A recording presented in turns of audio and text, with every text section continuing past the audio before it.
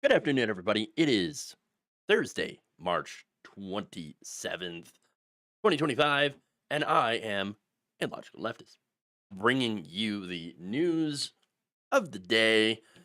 Good news, some of it. Bad news, of course. We've always got some of that. But bad news for who?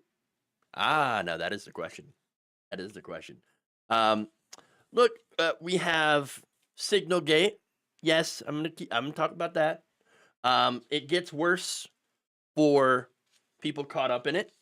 Um, we have a new player entering here into a lawsuit over Signalgate, which is fun. We've got Christy Gnome getting pushback for her ridiculous propaganda video that she put out and starred in. We've got loser Kari Lake losing again, which is always fun. Luigi Mangione, a bit of an update on that, on some of the stuff that he has said. And would you look at that? Some Democrats have won in Pennsylvania. Special elections, everybody. It's a thing. And so, are we seeing an actual resistance to Donald Trump by the voters voting against Trump picks? Interesting. So, oh yeah, fun times. Okay, you gotta love that. All right, before I dive into these stories, I do want to thank everybody for tuning in. Please like and share the stream. Very important that you do so. Of course, it helps us greatly, and certainly I could use your help. Okay, as always, we in progressive media specifically, because we don't have oodles of money or billionaires that are backing us. We gotta rise together, or else we fall together. And so that's what we're doing here. Progressively Independent, thank you again for being a supporter here and signing up to be a supporter over on YouTube. You can hit the join button below to do that.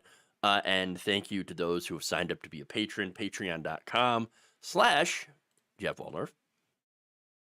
And I'm going to see if we have any new patrons today to thank. Because I don't have any new patrons. But please, if you are going to support independent progressive media, might help. Might help if you sign up. Keep us on the air. All right. With that, let's start out with Signalgate. Also known as Whiskey Leaks. Oh boy.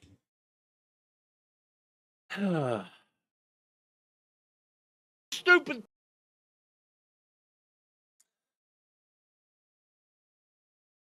Just when you might have thought that Signalgate was bad enough, it actually gets worse.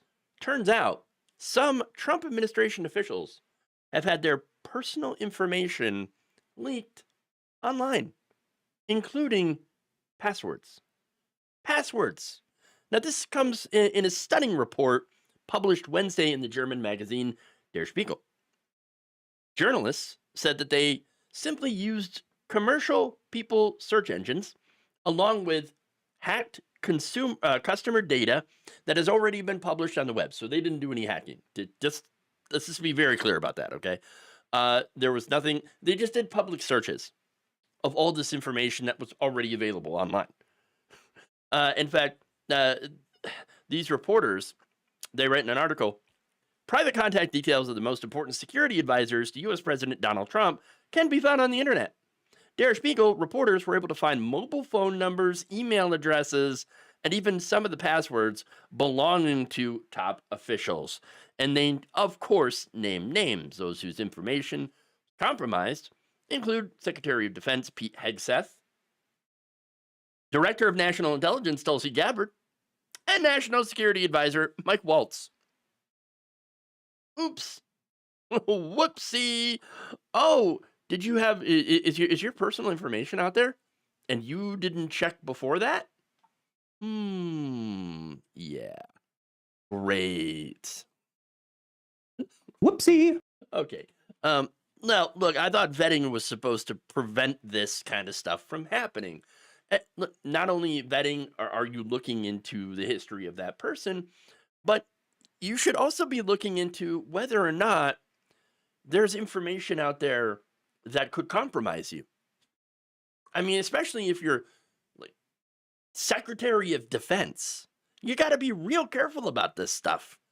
So you would think that they would have something in place to vet these people and find out, hey, if you have this stuff online that could compromise you, or compromise your email address or anything like that, well, you should get that taken care of, like immediately, like right now. Further digging found that most of these numbers and email addresses were apparently still in use, by the way, with some of them linked to profiles on social media platforms like Instagram and LinkedIn. They were used to create Dropbox accounts and profiles in apps that track running data. There are also WhatsApp profiles for the respective phone numbers, and even, in some cases, Signal accounts. Whoopsie. That appears to be a problem. Why? Why is it such a problem? Well, look, it's pretty simple.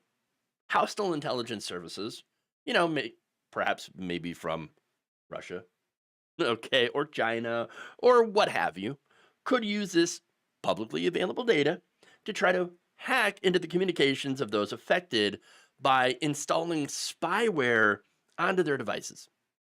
It's not like they can't do that. They totally could.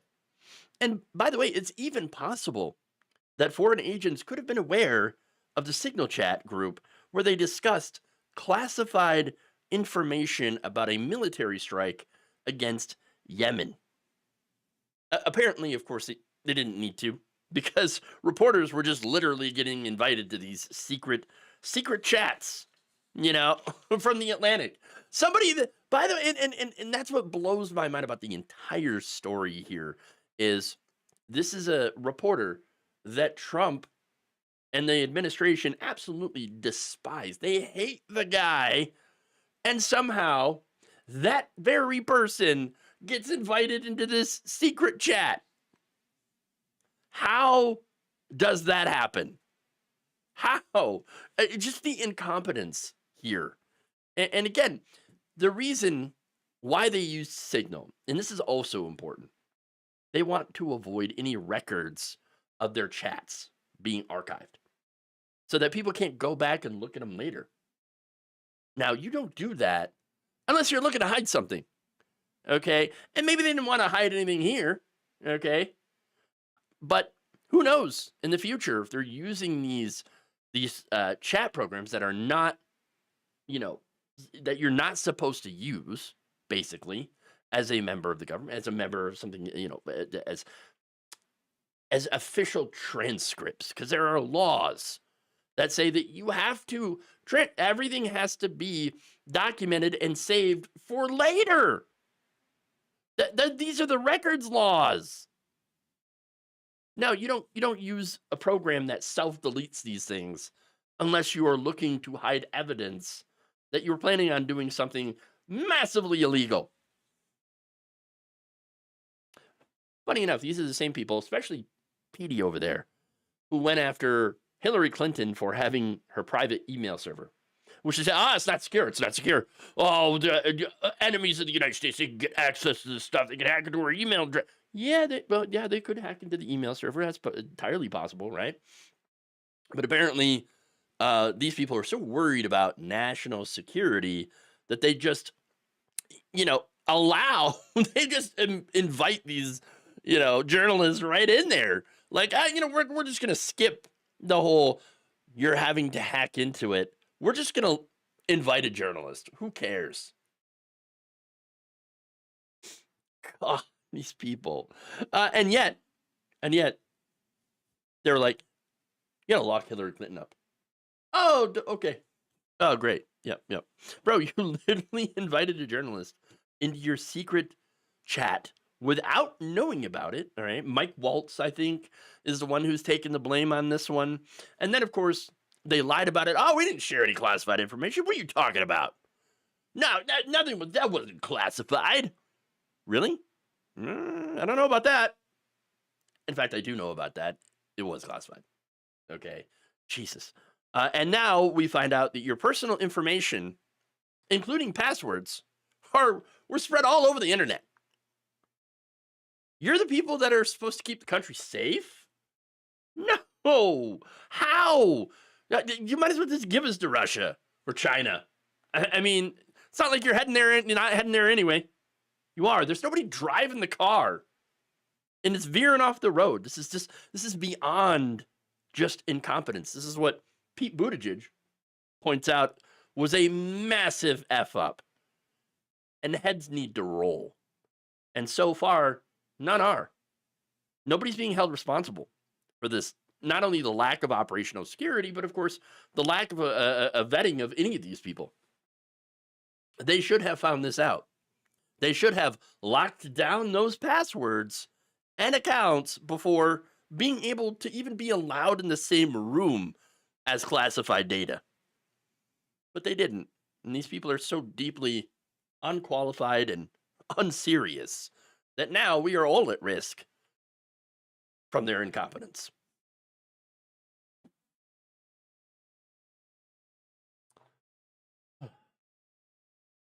All right.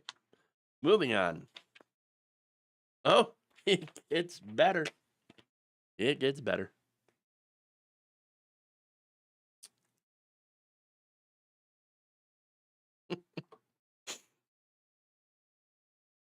President Donald Trump got some bad news on Wednesday after a lawsuit brought against his administration over the Signalgate scandal has been assigned to a Judge James Boasberg. Oh, no! Oh, yes. The chief judge will oversee this lawsuit brought against high-ranking Trump administration officials that allowed an Atlantic reporter, Jeffrey Goldberg, to be added to a group chat where Defense Secretary Pete Hegseth disclosed details about a bombing raid in Yemen. These details were classified and included precise information about this strike. I'm going to read you verbatim one of the messages posted by Hegseth. He wrote, "Team update. Time now, 11:44 Eastern Time. Weather favorable. Just confirmed with CENTCOM. We are go for mission launch." This is as it is happening. 12:15 ET F-18s launch.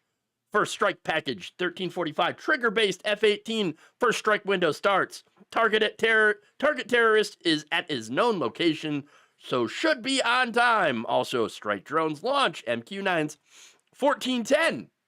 This is all time, military time. More F-18s launch. Second strike package. 14:15. Strike drones on target. That's when the first bombs will definitely drop.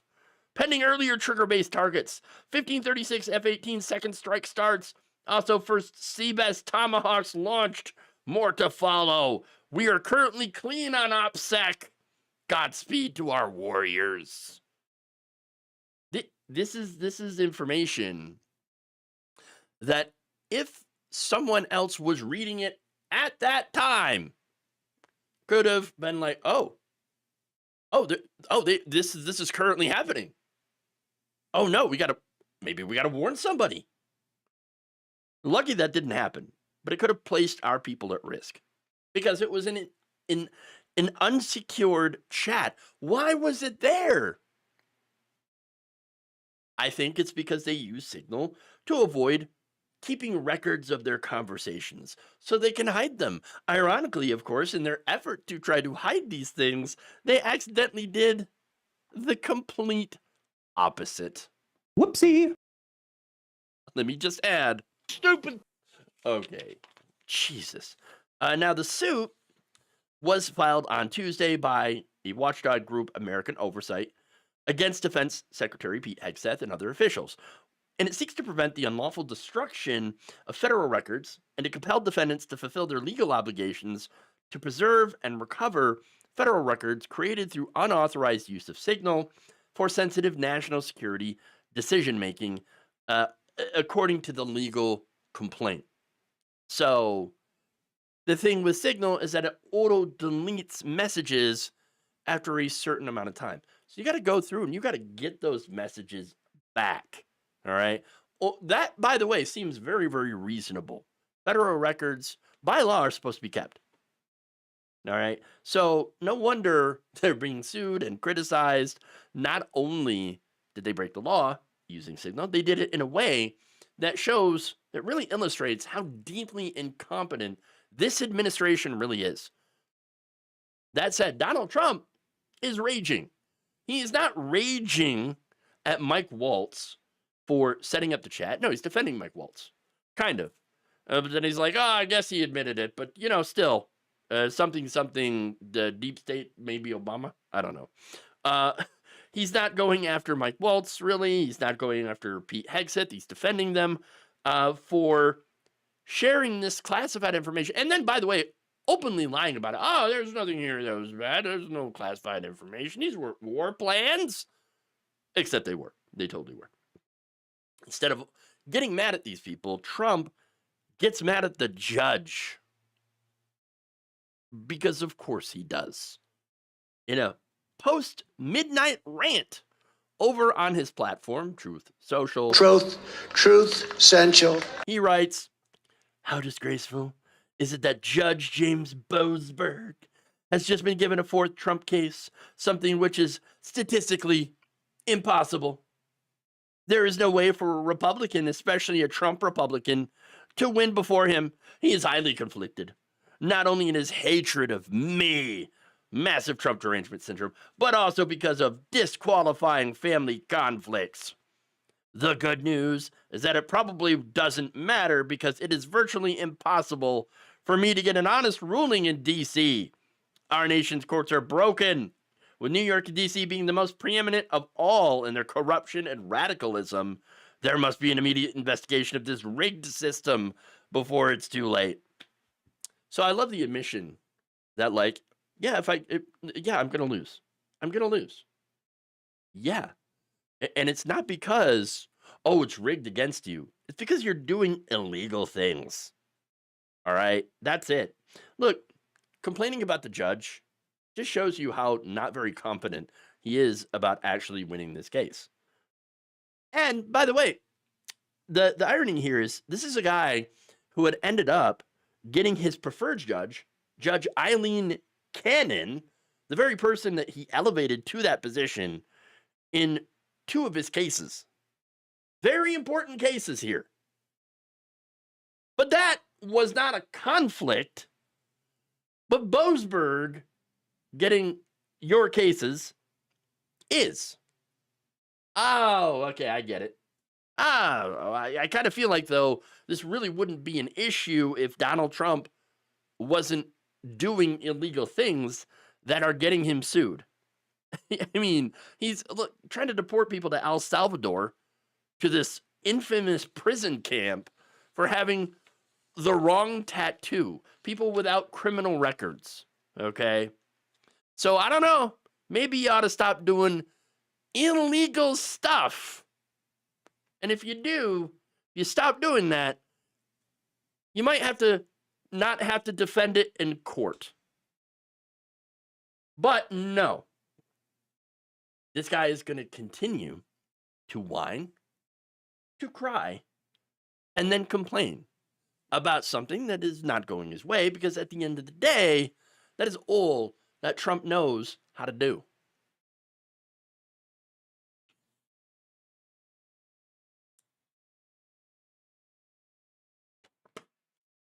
Yeah, Eileen Cannon, anyone? Exactly.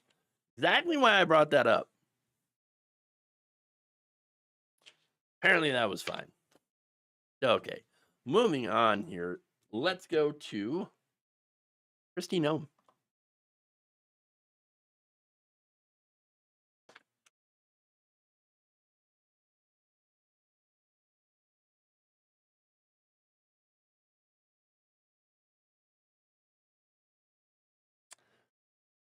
Secretary of Homeland Security Kristi Gnome is getting flamed after filming a promo video inside of El Salvador's terrorism confinement center.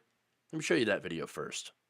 Here at CCOT today and visiting this facility. And first of all, I want to thank El Salvador and their president for their partnership with the United States of America to bring our terrorists here and to incarcerate them and have consequences for the violence that they have perpetuated in our communities. I also want everybody to know, if you come to our country illegally, this is one of the consequences you could face. First of all, do not come to our country illegally. You will be removed and you will be prosecuted. But know that this facility is one of the tools in our toolkit that we will use if you commit crimes against the American people. Terrorists. Well, wait. Those people are not terrorists. Okay. Again, these people, look, Kristi Gnome is gross. Okay. This video is disgusting. I don't understand how people can watch that and actually feel good about it. Like, I don't feel a sense of pride watching that. In fact, I feel I feel disgusted. Okay. Because you look at the people that are back there, and a good percentage of them are not criminals. They're not criminals at all. So they're people with no criminal records, no gang ties, nothing. But it doesn't matter, because to the administration, well, they're immigrants and they're brown people essentially, and we don't want that here. That's what they're saying. The Republican Party's racist. I mean, I don't know how else I can put that. Okay. Now, in response to this video post, Gnome was bombarded with some pretty negative reactions, as well as obviously some positive reactions from her fan base. One said, cosplay puppy killer Barbie with another propaganda video. This time she's at what could only be described as a concentration camp. Yes, because they're concentrating people into this particular place, regardless of their criminal records, and it is an infamously horrific prison. Now, another says, it's one thing to lock up criminals, it's another to send them to another country's Guantanamo Bay without due process. Anyone that's okay with this is a fascist and pure evil. They add, MAGA is a mental illness. Okay, well, I think it's definitely hatred related. Like, just massive amounts of hate and prejudice towards other people. That's what drives people to MAGA. All right. There's more. Another said, this is disgusting propaganda. What do you think they do to those men to get them to stand up with no shirts? And by the way, like, the people that are behind her, like, they made sure to get people with scary looking tattoos and no shirts to be in the front. That's definitely on purpose. Everything is marketing here. And so, of course, they set that shot up specifically to make these people the scariest looking people first. Okay, those are up front. Ridiculous. Now, another asked, or what do they do to them if they refuse to stand up and, without a shirt? This is gross. There even may be U.S. citizens without charges against them locked up in that prison. Yeah. I was reading earlier about how there was somebody who, obviously doesn't belong there, got sent there anyway. Oh, because we mixed up the paperwork. Oh, you're just a little bit of paperwork snafu, huh? Well, too bad. Yes, we messed up the paperwork, but now you get to go to a horrific prison camp in El Salvador. Seems like a little bit more of than just a mix-up here. Okay, just a little bit more. That said, Trump supporters, they loved it. They ate this up with a spoon, man. One said, I really like her. I also like that they filmed her in front of one of the prisons to demonstrate the consequences of illegal crossing. Yes, the crime of crossing an imaginary line on a map that we just made up. Okay, we made this up. No actual border exists. It's not actually real. Okay, it's something that we made up. Apparently, crossing that is certainly worthy of being put into an infamous prison camp, you psycho. Jeez. Kristi Gnome Secretary Gnome is the finest DHS sec perhaps in history, another said. Oh, very simply put, this may be a tough job, but with strength and a clear mission, it is not complicated. America first. Our laws, sovereignties, borders, jobs, economy, safety, children, women, national security, order, peace. These are the things that Gnome is clearly fighting for. Simple, they said. No, you know what she's fighting for? And it is real simple. She's fighting for white supremacy. You guys, you might as well just be honest about it. Okay, the mask, it's barely on there. You might as well just rip the mask off. Okay, y'all are fighting for white supremacy. That's what all these deportations are really about. This is not about fixing immigration. Okay, if you were actually trying to fix immigration, you would have fixed it a long time ago with immigration judges.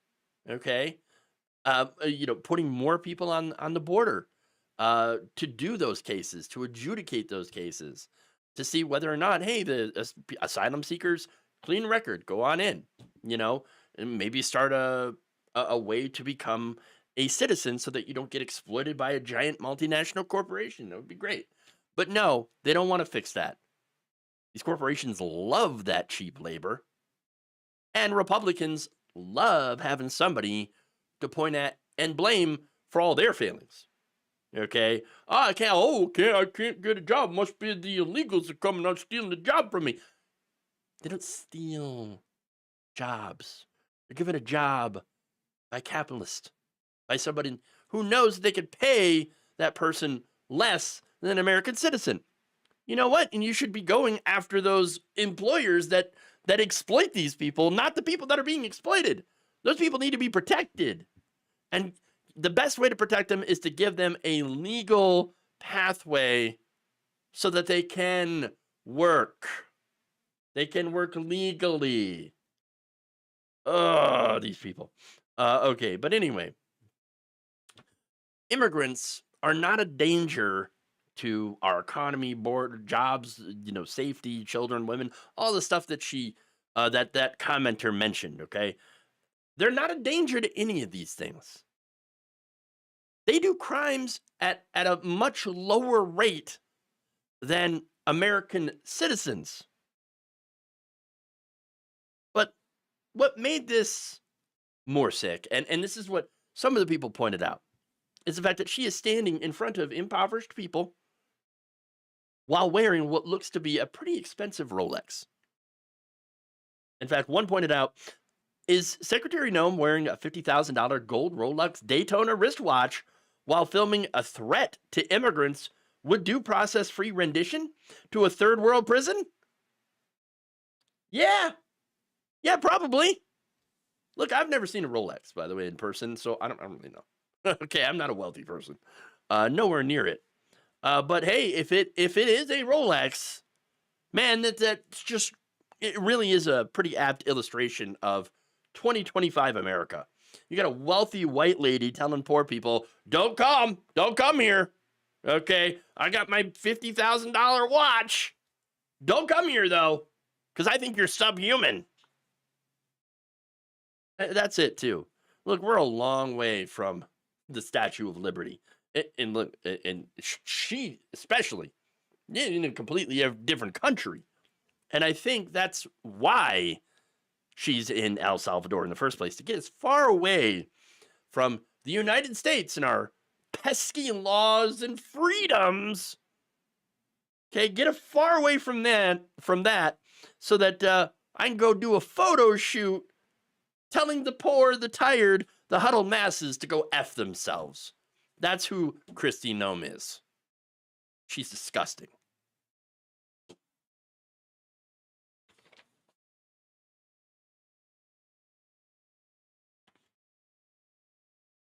I mean, I think I'm pretty clear. Pretty clear on that one. All right.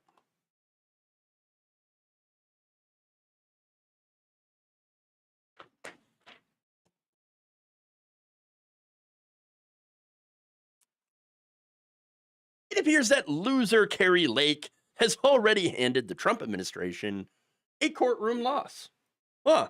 Now, Lake, the special advisor to the U.S. Agency for Global Media, see her Senate dreams didn't quite work out because she lost. And her dreams of being governor of Arizona didn't exactly work out because she lost that one a couple of times, several times, many times in court, by the way. So Trump gave her a consolation prize. Go ahead and be the special advisor to the Agency for Global Media. Now, that is the federal parent agency that oversees the Voice of America. Now, Lake was forced to rescind a recent order terminating a grant to something called Radio Free Europe / Radio Liberty. So, look, let's be honest about this. This is American propaganda. Of course, right? Nonetheless, they don't even want to keep American propaganda. They think that pro-America propaganda is too Marxist and lefty. Okay. Oh, wow. They've completely lost touch with reality. Now, that said, the news comes just a couple days after the international public broadcaster was handed an initial legal victory over the Trump administration's attempt to dismantle it.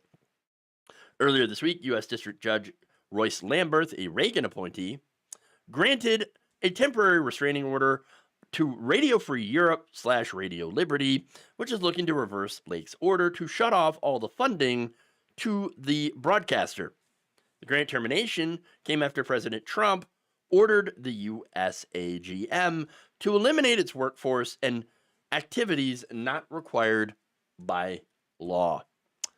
In its lawsuit, RFE / RL, a private broadcaster that gets all of its funding from the federal government, claimed that the agency's efforts to shutter the network were unconstitutional. In his opinion that granted the restraining order on Tuesday, Lamberth signaled agreement with the plaintiffs. Quote, the leadership of USAGM cannot, with one sentence of reasoning offering virtually no explanation, force RFE RL to shut down, even if the president has told them to do so. He writes, the court concludes in keeping with Congress's longstanding determination that the continued operation of RFE / RL is in the public interest. To which I say, Whoopsie. turns out you can't unilaterally shut down things that you don't like. Oops. In order to actually do it the right way, you have to go through Congress. Congress determines the funding. See, if you were a smart person, if you understood how government actually works, how our system actually works, and we're not preoccupied with just burning it all down, then you would try to pursue it through Congress. Okay, that's it. You could do that. But, and you would think, by the way, that Kari Lake would know that. You think. She did run to become a member of Congress, but, of course, she did lose, and doesn't seem to be a very smart person. Let's be fair. Let's be fair. Now, that said, she had sent a letter to RFE RL Chief Executive Steve Capus, saying that, you know what, for now, we are going to rescind this order. Quote, this rescission is without prejudice to USAGM's authority to terminate the grant at a later date. They're not done yet. If USAGM were to determine that such a termination was appropriate under the applicable law. She also wrote the plaintiff has secured the primary relief, withdrawing the termination of its grant agreement that it requested in the complaint. Now that plaintiff has received that relief, defendant's position is that this matter is now moot. At a minimum, in light of the reinstatement of plaintiff's grant, there is certainly no ongoing, certain, and great irreparable harm that could justify injunctive relief. So basically, she is saying, okay, you win. We were not doing this legally, but don't worry, I will come back. I'll be coming back. This is Kari Lake's style. She loses in a very obvious way, and then comes back later with another dumb challenge and then loses that ad infinitum. Kari Lake is an expert at losing. Nobody loses quite like Kari Lake. It's pretty amazing. She's an expert. Now, of course, she got a lot of mockery on social media. One says, another glorious loss for Kari Lake. She never learns. Another says, the only thing this lady is good at in life is stacking L's. Stacking so many L's. Lori writes, Kari Lake wins at losing. It's the only winning that she does. Tim points out that Kari Lake's incredible winning streak continues. And finally, Minnie Granger points out she surrendered because she knows that she is going to lose. Well, yes, the judge has already said, yeah, there's you have no right to rescind this contract. So put the funding back, because if you take this to court, you are going to lose. That said, when you are most famous for losing and then whining about it, about how you keep losing, it's pretty hard to see any sort of different outcome from this. Just take the L.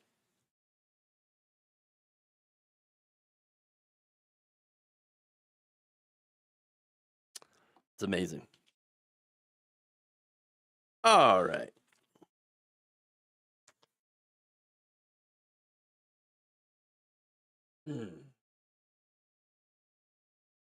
Let me get myself.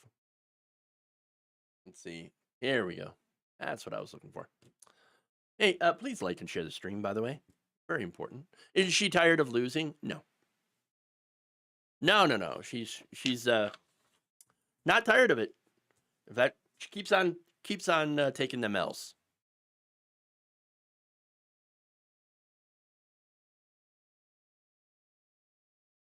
Alleged CEO killer Luigi Mangione had shared a message to some of his followers.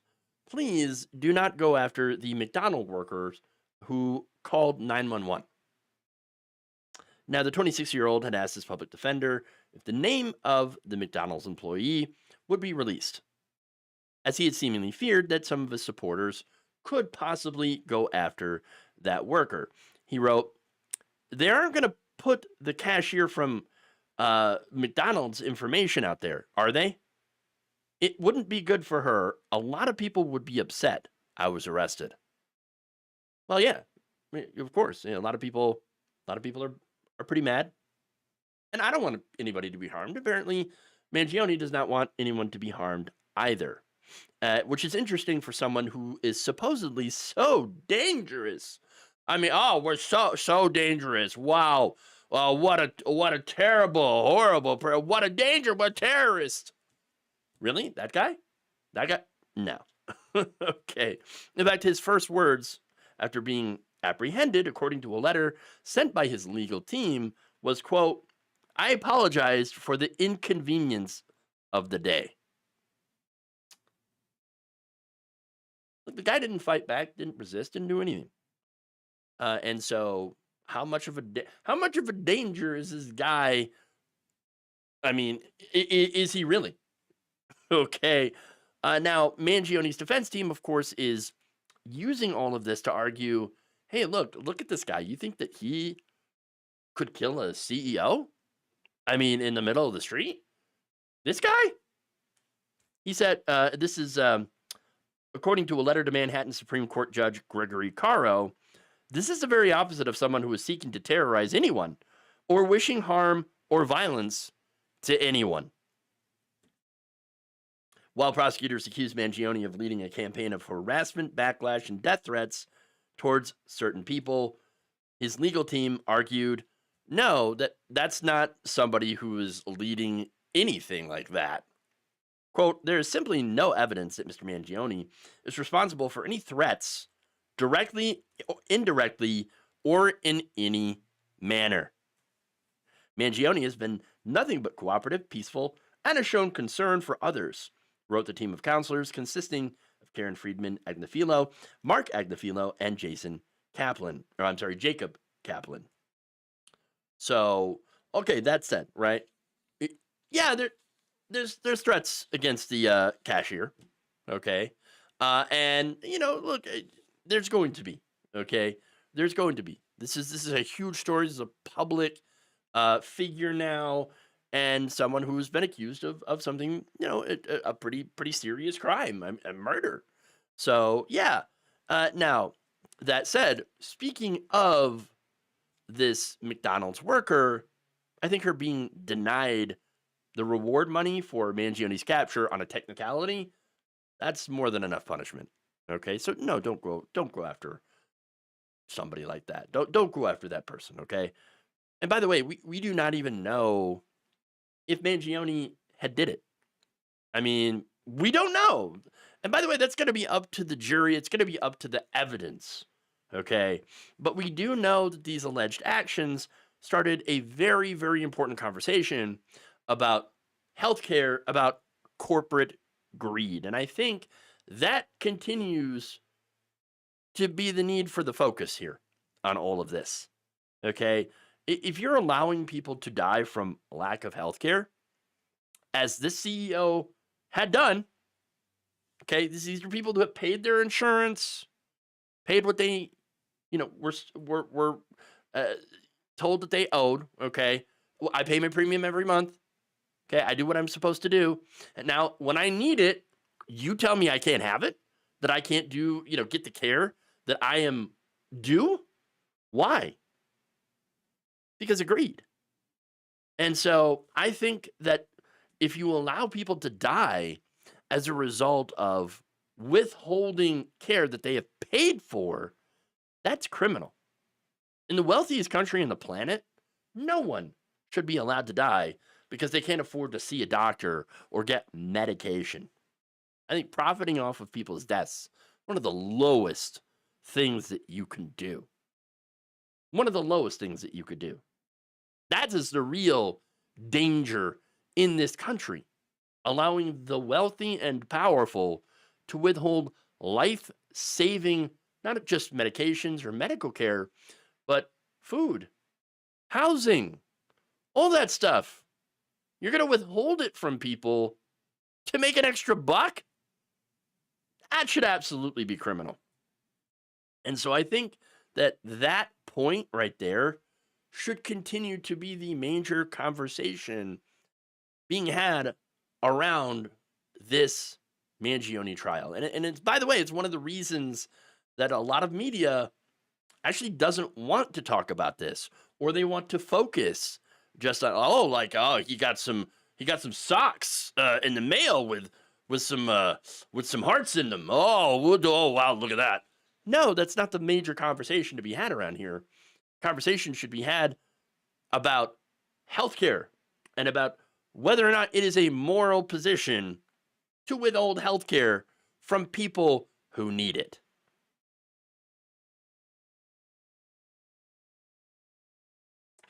So, there you go. Moving on, last story of the day. It's a feel good. It's a feel good.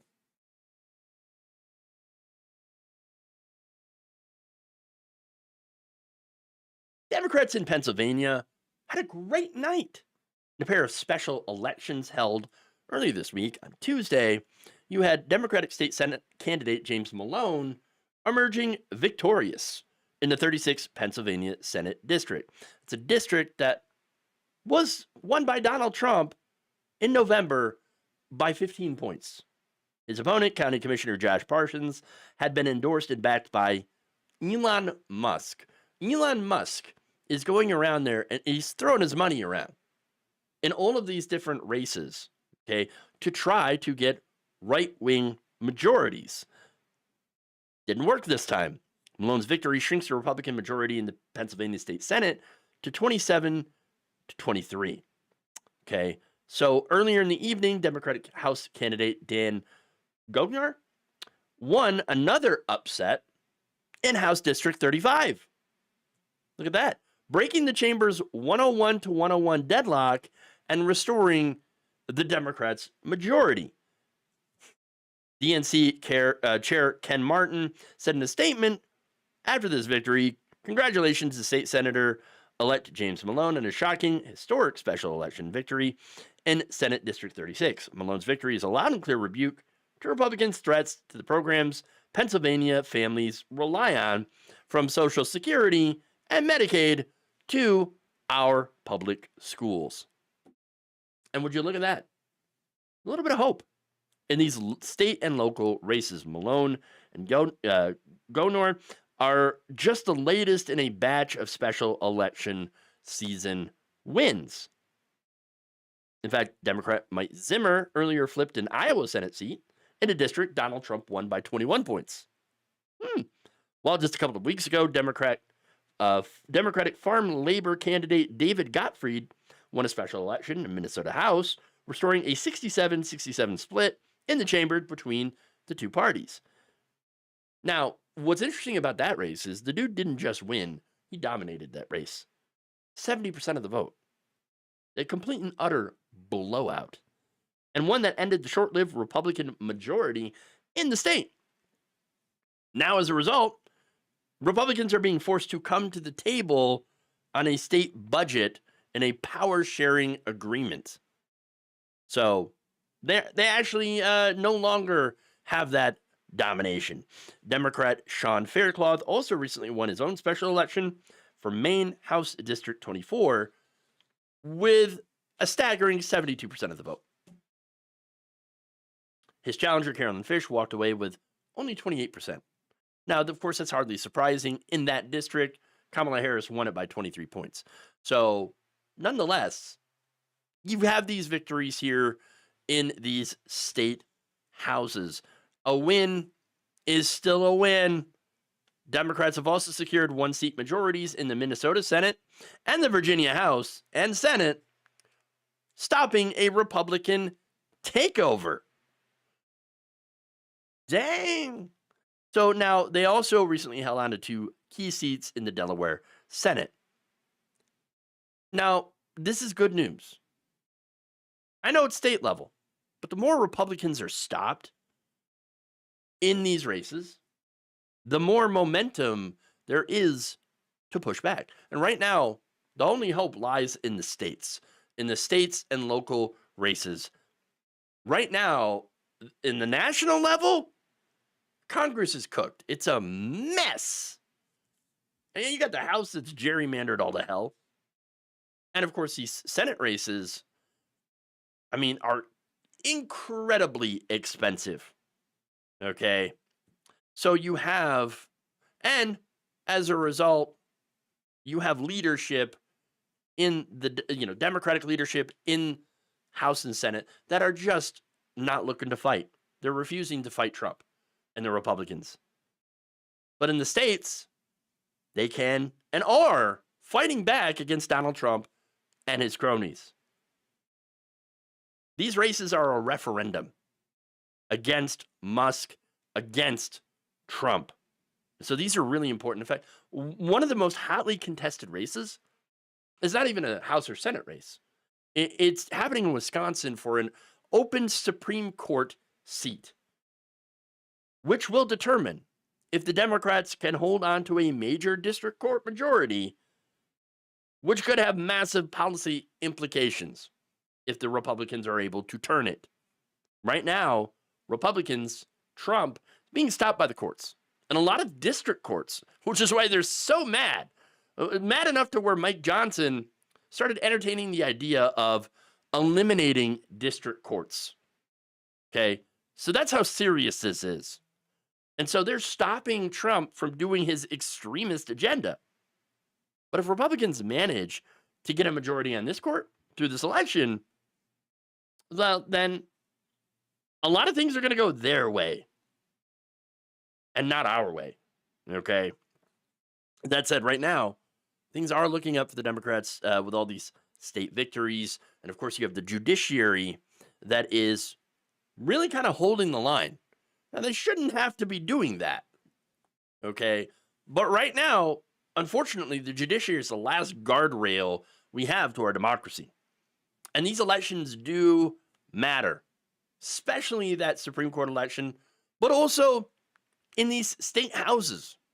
I mean, all politics is local. And so these elections really, really do matter. They have not taken away the right to vote yet.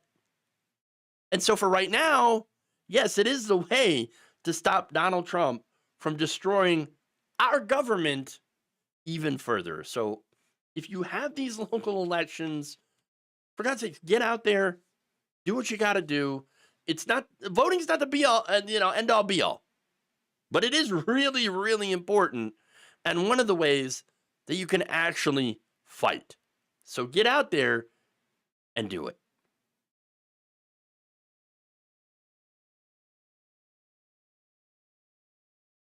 All right. That's all I've got for y'all today.